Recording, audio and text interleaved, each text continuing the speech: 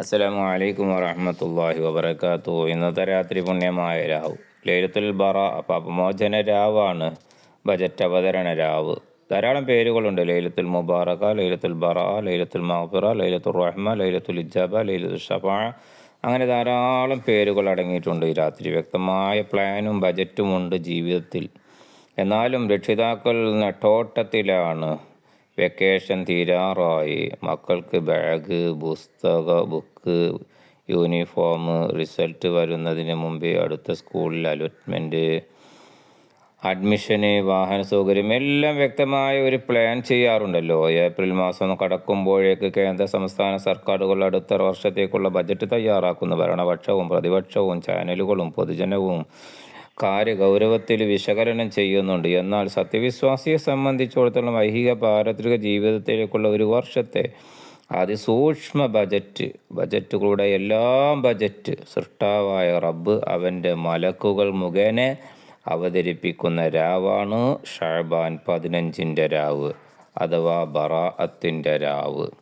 ഒരു വർഷത്തെ വാർഷിക റിപ്പോർട്ട് മലക്കുകൾ സമർപ്പിക്കുന്ന ഷഅബാനിൻ്റെ പുണ്യരാവാണിത്.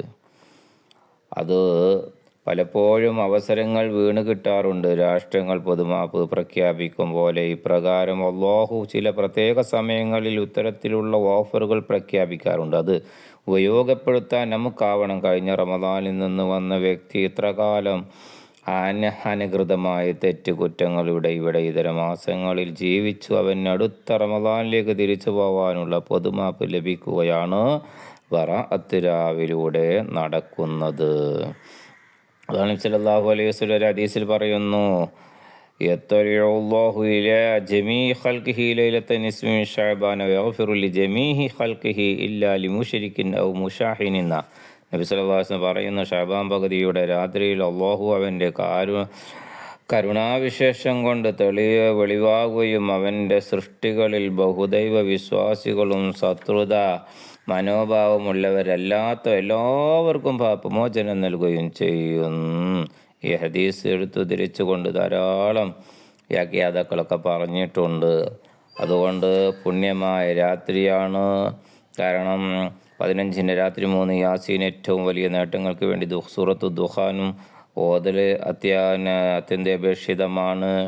അതിനെ പറ്റിയിട്ടുണ്ട്. എന്ത് എന്നഹു മിമ്മ യംബഗി ഫഅലഹു ലൈലത്തുൻ നിസ്ഫി മിൻ ശഅബാൻ അൻ യഖറഉൽ ഇൻസാനു ബൈന സ്വലാത്തിൽ മഗ്രിബ് വൽ ഇശാ സൂറത്ത് യാസീൻ ബിതമാമിഹ 3 മറാത്തി മുതവാലിയൻ മിൻ ഗൈരി കലാമിൻ അജ്നവിയ്യൻ في أثناء ذلك الأول بنية البركة في العمر له ولمن يحبه، والثاني بنية التوسع في الرزق مع البركة، والثالث بنية أن يكتب من السعداء ثم يدعو بما ذكره بعض العارفين.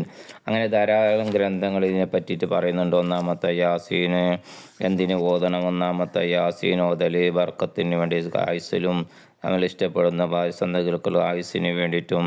പിന്നെ രണ്ടാമത്തെ ഭക്ഷണം വർക്കത്തോടുകൂടെ ഭക്ഷണ വിശാലത. മൂന്നാമത്തതൊക്കെ ആക്കിബത്ത് നന്നാകും. സ്വതാക്കളിലൊക്കെ ഷുഹദായിൽ അതായത് വിജയികളിലൊക്കെ പെടാൻ വേണ്ടിയിട്ടൊക്കെ നീയത്ത് വെച്ച് ഇൻഷാ അല്ലാഹ് സൂറത്ത് യാസീൻ ഓതുക. അങ്ങനെയാണ് മഹാന്മാർ പല ആരിഫീങ്ങളും നമ്മൾ പല ഗ്രന്ഥങ്ങളിലും പറഞ്ഞിട്ടുള്ളത്. പിന്നെ വേറെ ചൊല്ലാൻ ദിക്റ് യാ ഹയ്യു യാ ഖയ്യൂം ബിറഹ്മിക അസ്തഗീസ് എന്നുള്ള ദിക്റുകളൊക്കെ ചൊല്ലൽ പ്രത്യേകമായ നല്ല പുണ്യകർമ്മമാണ്. സൂറത്തു ദുഖാൻ ഓതുക. സൂറത്തു ദുഖാൻ ഓതിയിട്ടുണ്ടെങ്കിൽ ഹാമീൻ അദ്ദുഖാൻ ഫി ലൈലത്തി അസ്ബഹ യസ്തഗ്ഫിറു ലഹു 70,000 സൂറത്തു ദുഖാൻ ഓതിയവനക്ക് വേണ്ടി 70,000 മലക്കുകൾ പാപമോചനം തേടുന്നതാണ്. ഈ ദിക്റുകളും ചൊല്ലുക. ഏത് അല്ലാഹുമ്മ ഇന്നക ഹലീമുൻ ദു ഇനാത്തിൻ ദു അനാത്തിൻ ലാ ത്വാഖത ലനാ വഅഫു അന്നാ ബിഹിൽമിക യാ അല്ലാഹ് 20 പ്രാവശ്യവും യാ ഹയ്യു യാ ഖയ്യൂം ബിറഹ്മതിക അസ്തഗീസ് 100 പ്രാവശ്യം ഓതൽ നല്ലതാണ്. ഹയ്യ് എന്ന് പറഞ്ഞാൽ അള്ളാഹുവിൻ്റെ പേരിൽ അസ്മാഉൽ ഹുസ്നയിൽപ്പെട്ടതാണ്. ഇസ്മുല്ലാഹി തആലൽ അഅ്ളം.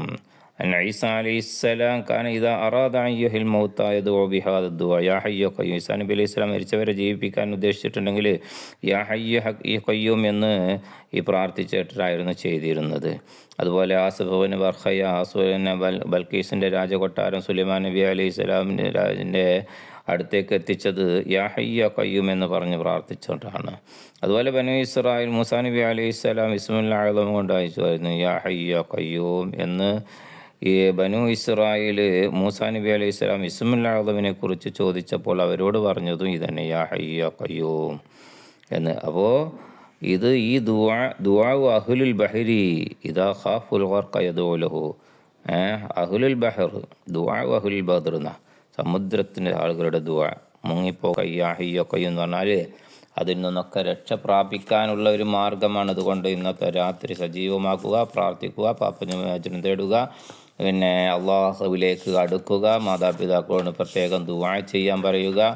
ബഹുദൈവ വിശ്വാസികൾക്കോ ഹൃദയത്തിൽ വിദ്വേഷം വെച്ച് പുലർത്തുന്നവർക്കും കുടുംബബന്ധം മുറിക്കുന്നവരും വസ്ത്രം നിര്യാണിക്ക് താഴെ വലിക്കുന്നവർക്ക് മാതാപിതാക്കളെ ബുദ്ധിമുട്ടിക്കുന്നവരും ലഹരിക്കടിമയായവർക്കൊന്നും അള്ളാഹു ഈ രാത്രി അവനെക്കൊള്ളൊന്നും നോക്കൂല. അതൊക്കെ തന്നെ തൗബ ചെയ്ത് മടങ്ങി എല്ലാവരുടെയും വിദ്വേഷങ്ങളൊക്കെ മാറി മുണ്ടാത്തവരുടെയൊക്കെ മുണ്ട് എല്ലാം മനസ്സ് സ്വസ്ഥമായിട്ട് നാഥനിലേക്ക് പ്രാർത്ഥിക്കുക. പ്രാർത്ഥന നമ്മളെ ഉൾപ്പെടുത്തുക.